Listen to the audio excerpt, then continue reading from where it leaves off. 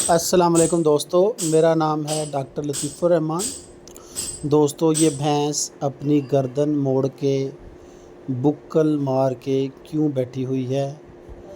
इस भैंस को क्या बीमारी थी और ये भैंस क्यों मर गई? ये सब आपको इस वीडियो में बताया जाएगा।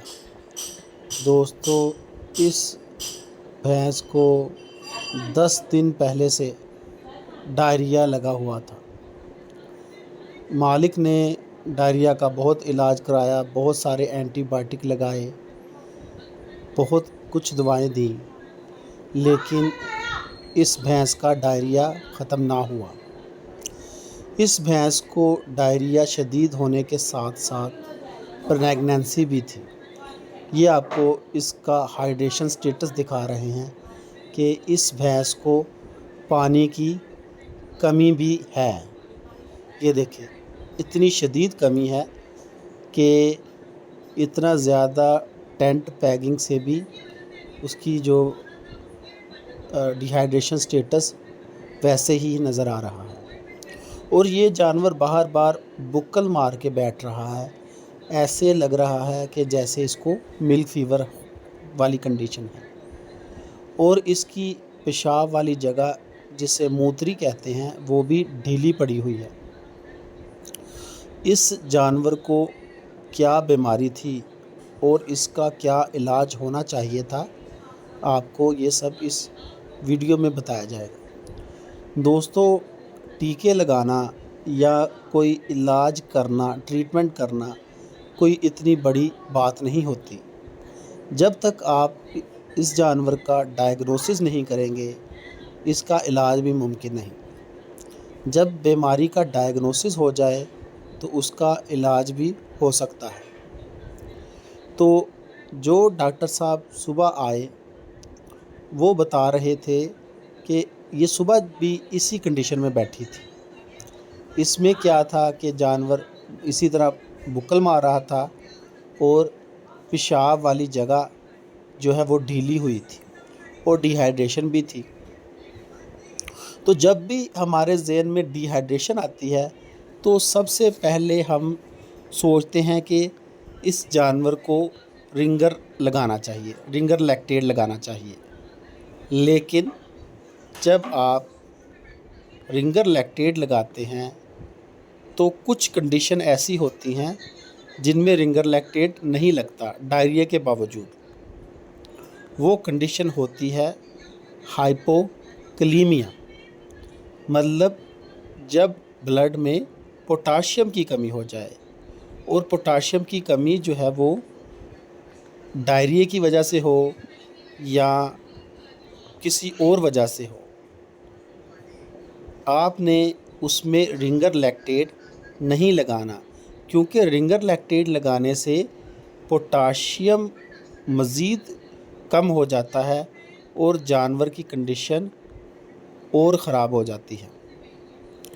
तो हमें जब रात को बुलाया गया तो हमने जब देखा तो जानवर की कंडीशन बहुत ख़राब थी। हमने देख के ही बता दिया कि इसको हाइपोकलीमिया है।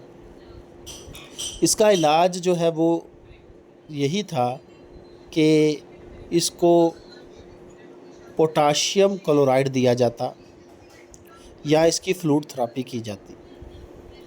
सबसे पहले आपको बताते हैं कि हाइपोकलीमिया होता क्या है। खून में जब पोटाशियम की कमी हो जाए और जानवर अगर खड़ा हो तो इसकी गर्दन ना एस शेप की तरह हो जाती है। ऐसे लगता है कि जानवर को गर्दन पर किसी ने मारा है। अगर जानवर बैठ जाए तो बिल्कुल ऐसे बैठता है जैसे मिल्क फीवर की कंडीशन होती है।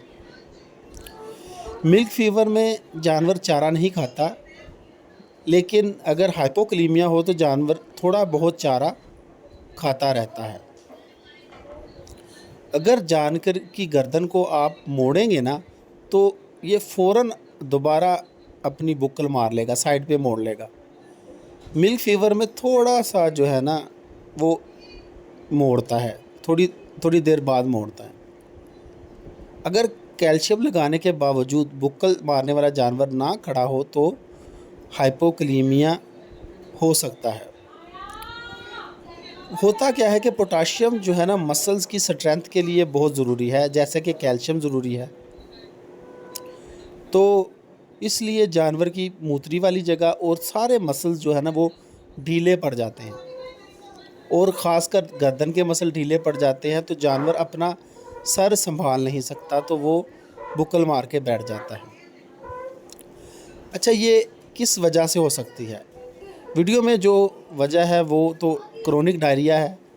वैसे आप ज़्यादा स्टीरॉयड लगाएं, ज़्यादा फ्यूरोसिमाइड पेशाब आवर टीका ज़्यादा लगाएं, या अल्कलोसिस हो, या रेस्पिरेटरी अल्कलोसिस।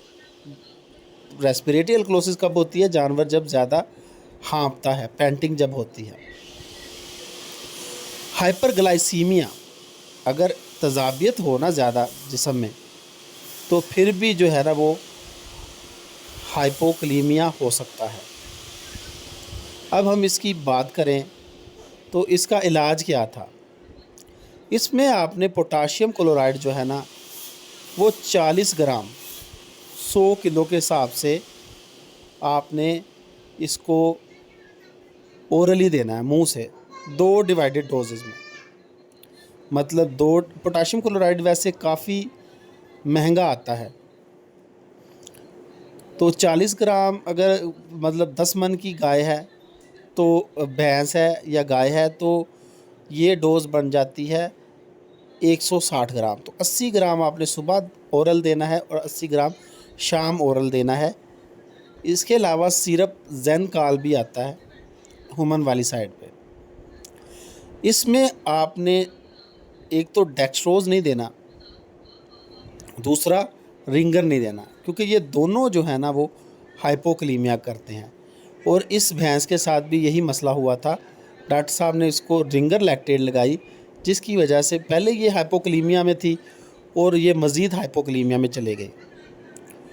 तो आपने इस्तेमाल अगर करना है ना इसमें, तो नॉर्मल सलाइन इस्तेमाल करें। उसके 2 फ़ायदे होंगे, एक तो इसकी डिहाइड्रेशन ठीक हो जाएगी, दूसरा इसका जो इंट्रासेलुलर पोटाशियम है ना वो ब्लड में आना शुरू हो जाएगा।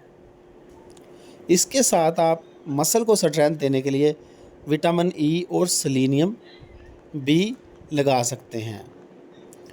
जानवर जो है ना वो 12 से 14 घंटे बाद गर्दन सीधी कर लेता है और 2 दिन बाद जो है ना वो डाउनर से खड़ा हो जाता है। वैसे आप पोटाशियम क्लोराइड एम्प्यूल्स भी आते हैं इंसानों में, ख़ासकर जब हार्ट अटैक में ना ये पोटाशियम क्लोराइड एमरजेंसी तौर पे भी ह्यूमन साइड पे इस्तेमाल होते हैं। तो वो एम्प्यूल भी आप नॉर्मल सलाइन में डाल के लगा सकते हैं। ये रात का टाइम था और जानवर की कंडीशन भी बहुत बुरी थी और इसका मालिक भी जो है वो ख़र्चा नहीं करना चाहता था, तो इसका इलाज फिर मुमकिन नहीं हो सका।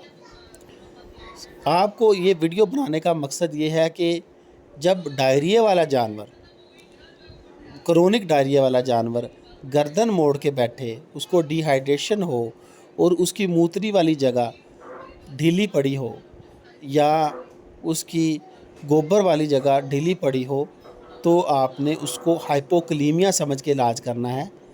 इंशाल्लाह जानवर ठीक हो जाएगा। वीडियो देखने का शुक्रिया। अच्छा जी, अल्लाह हाफ़िज़।